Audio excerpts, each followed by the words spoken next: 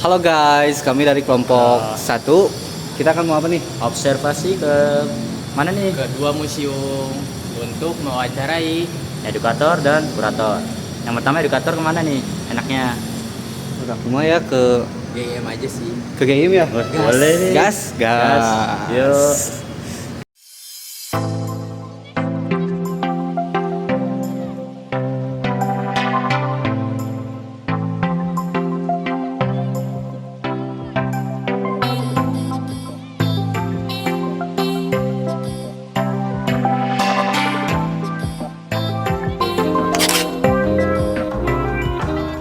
The next day. Halo guys.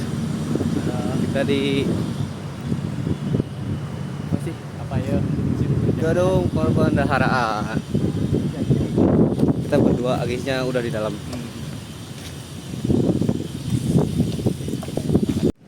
Guys, Agisnya guys. Ayo masuk.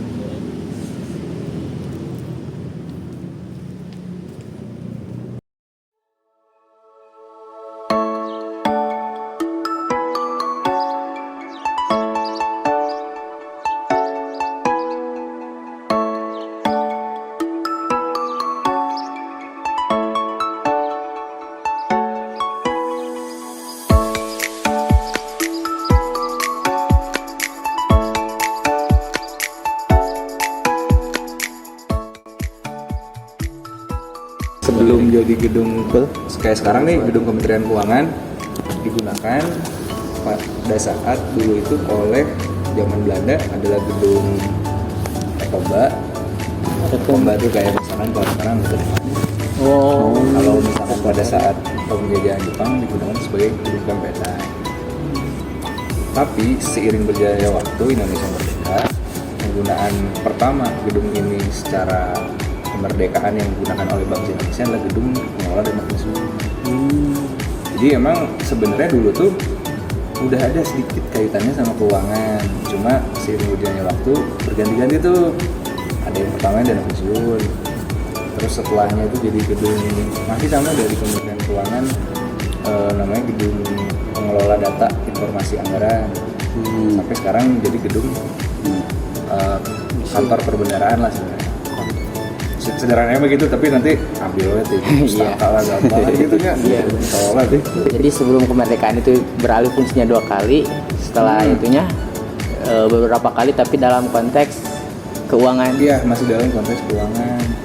Termasuk juga mungkin buat nanti teman-teman bisa pilah sama fungsi gedung dan kondisi saat ini. Kayak tadi ya kan, memang kaitannya sama Kementerian Keuangan. Nah, tapi sebetulnya secara fungsi gedung kan ini tuh termasuk ke dalam cagar budaya nasional. Cuman memang sekarang difungsikan sebagai gedung kantor perbendaharaan.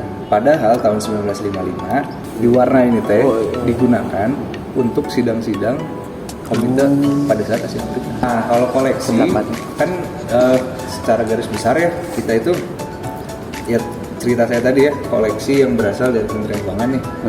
Didapatkannya dari mana? Nah, kalau ditarik sejarah, arahnya itu memang Kementerian Keuangan udah dari lama kan. Udah dari dulu dia secara sederhana ya. Tapi kan tuh baca perbendaharaan, mungkin masih jarang ya. Iya. Kan orang mau denger ya cukai, terus yang lelang kayak negara. Sebenarnya Kementerian Keuangan punya 11 unit eselon 1. Sama lah Kemendikbud juga punya gitu kan. Ada yang ngurusin SD, ngurusin kuliah dikti, ada gitu kan, gitu ya bahasanya. Kementerian Keuangan gitu. Nah, si perbendaharaan ini baru lahir tahun 2004 kan. Tapi jauh sebelum 2004 kita itu namanya masih Direktorat Jenderal Anggaran. Jadi kalau ditanya dari mana sumber koleksinya, perjalanan Direktorat Jenderal Anggaran sampai dengan Direktorat Jenderal Perbendaharaan sampai dengan saat ini. Bagaimana caranya supaya museum ini tetap aktif dalam perkembangan zaman yang semakin maju? Kita selalu memperbarui dari konten yang ada dalam koleksi museum negara. Terus juga kita menempatkan diri bahwa karena kita adalah pelayan masyarakat, museum itu tidak sebatas menampilkan sejarahnya, tapi menampilkan pelayanan-pelayanan yang sebetulnya masyarakat terima tanpa mereka sadari. Entah misalkan kita ada kunjungan bisa lewat fun games di sini. Terus juga nanti kita akan kasih hadiah juga. Terus kita juga biasanya ada sosialisasi khusus. Jadi selain daripada koleksinya, pelayanan dari pekerjaan kita juga kita sampaikan. Jadi yang berperan penting buat museum ini tentang perkembangan itu siapa tuh yang bertanggung jawab? Kalau secara garis besar memang kan kepala museum ya Kang ya.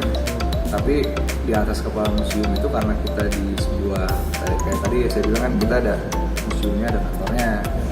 Yang lebih tinggi daripada kepala museumnya ya namanya itu kepala kantor wilayah Direktorat Jenderal Perbenaran Provinsi Jawa Barat. Atau kalau disingkat kepala Kanwil DJPB Provinsi Jawa Barat. Karena dia sebagai penanggung jawab sebetulnya. Kita sekarang berada museum perbendaharaan. Kira-kira ngapain nih kita? Kita lagi di area koleksi, terus kita udah dijelasin udah dijelasin. Kami itu lagi ngerjain tugas observasi namanya dan mewawancarai kurator. Nah, tadi kita sudah berbicara dengan Bapak Arif sebagai kurator di sini, dan dia menjelaskan berbagai hal di sini. Kesannya seru sih guys, seru banget, seru banget guys. Nah, Jangan sampai kalian gak pernah kesini. nah itu dia. Kenapa? Karena masuknya itu gratis. Tuh guys.